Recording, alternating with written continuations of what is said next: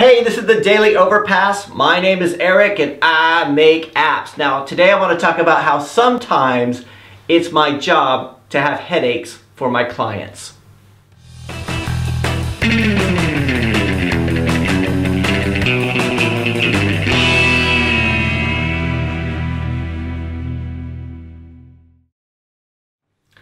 Okay, so yesterday I talked a little bit about the problems in software projects. So I was talking about Apollo 13 and how it made me feel better because they had all these problems, but their best minds came together to fix them.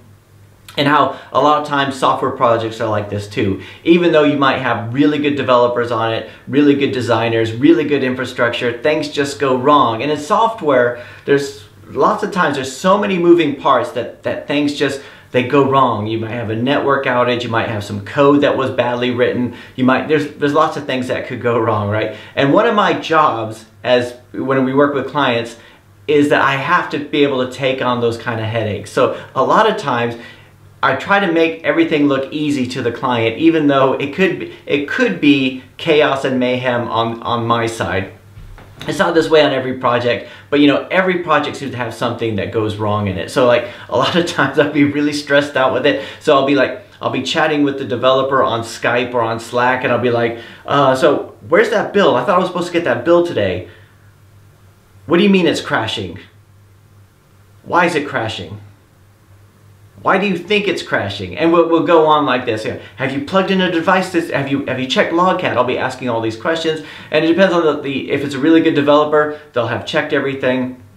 But they're at that point. I happen to ask them at a point. Every bug that we ever have, there's a point where we don't know what's caused it, right? If we did, we would have fixed it immediately, and sometimes it requires more investigation. And sometimes just if you keep asking why, this is urgent, it doesn't help the situation at all. So a lot of times I'm taking that on, and sometimes it's just send me the code, I'll have a look at it too, right?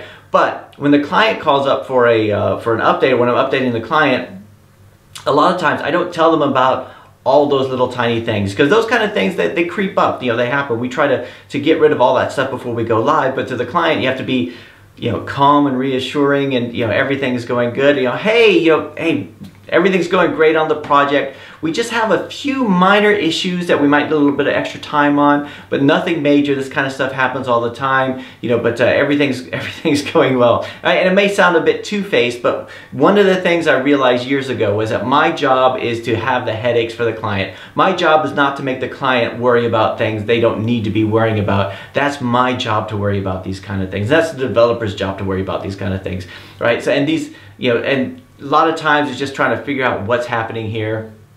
The amount of times we spent too much time trying to look at problems in the code. We found out that it was the API that was giving us bad data, or we might have had a socket that was closed on a project. It's always something. There's always some little thing you find. You tear the code apart and put it all back together when you find that one little loose screw that's just messing everything up. So, and that's always the kind of thing. So like in the early days, I used to tell the clients, I used to feel like I had to tell them everything that's happening. So I would tell them every little problem that we had, right? And I realized that the clients were worrying where they didn't have to, because unlike them, I could fix it. I had a bit of control over the situation because I'm a software developer. The developers, they might be a junior developer, they just don't know how to solve it yet. Maybe they're not familiar with doing, checking Logcat, or they're not, there's something in there that we just haven't found yet, and that's how you grow as a developer, is finding these little things and going through them, as much as painful as it is, right? Is that I can't lose control of the situation and just completely freak out to the client. Because in the early days, I used to tell them everything, and I found that it wasn't happening. And the reason I would tell them is because I didn't want it to look too easy to them. Like, I wanted a bit of recognition for all the trouble I was going through, and it was all part of my ego, thinking, I don't want them to think that this is too easy, because I'm going through a lot of stress here, and there was something in my ego. I wanted them to know how hard I was working, but that didn't really affect anything, right? And I found that in the end, it was too stressful for the client, right? It was better that they just I gave them the finished product. When we find all those bugs and everything like that, I mean these things come up, and what we try to do is when we give it to the client, we try to make sure we got everything out of the way.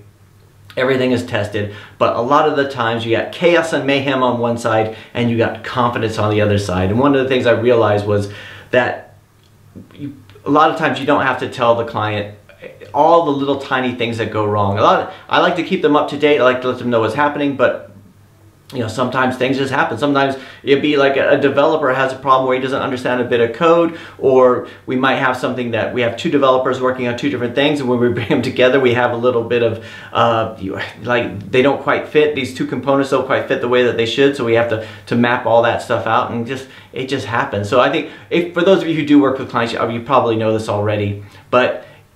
And I think about this when I deal with developers. A lot of times developers will tell me things, and I want them to tell me every little problem that they have wrong, and also to not criticize them for it, because we all have issues, we all have problems. I remember working in corporate environments, and somebody would come to me, hey, how come this thing's not done yet? I said, I can't figure out, I'm just coming up with a blank screen and it's crashing at this one bit. I've looked at the stack trace, I've done this, I've done that, and really I'm just like, just started the investigation, and all of a sudden they're freaking out because they think I can't figure it out. But I'm just like, at the time you happen to come to me and ask me about this, I'm just figuring it out. If I came to you and tell you about that, then it would have been solved already. But this kind of stuff happens. So my message today is, a lot of the times when you're working with clients, it is part of your job to take on those headaches. It is not the job of your clients to worry about this kind of stuff. And this is something that I used to do just because of my ego. I used to tell them all the stuff that went wrong in the beginning, but now